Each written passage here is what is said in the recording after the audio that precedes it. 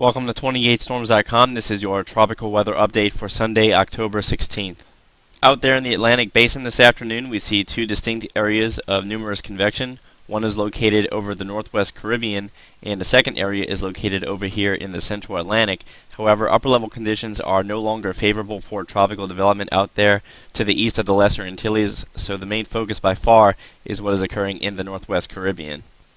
It is rather obvious that we do have a cyclonic rotation, but it's very broad in nature, spanning from the lower half of the Yucatan Peninsula northeastward all the way into western Cuba, and over the northwest Caribbean into the Isle of Youth is where we're still experiencing much of the strongest convection and thunderstorm activity. There are some indications that a weak surface low may be trying to reform here just to the east of Cozumel, Mexico, but again, nothing is well defined right now. The latest water vapor does show a somewhat marginally favorable environment for some slow development. There is still a less than 50% chance that we could possibly squeeze out a tropical depression or a weak tropical storm from this. However, within 24 to 48 hours, the upper level winds are going to become unfavorable. We can see that the greatest low-level vorticity is located directly over Cozumel. If we turn on the wind shear analysis, we do have a small pocket of favorable upper-level ridging over the extreme northwest Caribbean. You can see it a little bit better here. The wind shear values are generally less than 10 knots, but just to the north we have quite a lot of wind shear over the Gulf of Mexico. And if we look at the hemispheric water vapor animation, we see that there is a fairly strong mid to upper-level ridge over northern Mexico.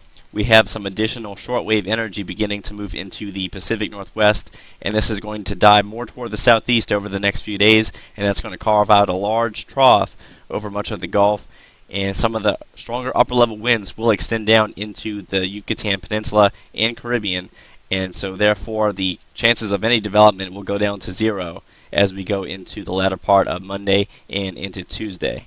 And really quickly, if we venture into the eastern Pacific, conditions are now much more quiet than they have been over the last 10 days or so, and thankfully we no longer even have to deal with Tropical Storm Irwin. It has since dissipated.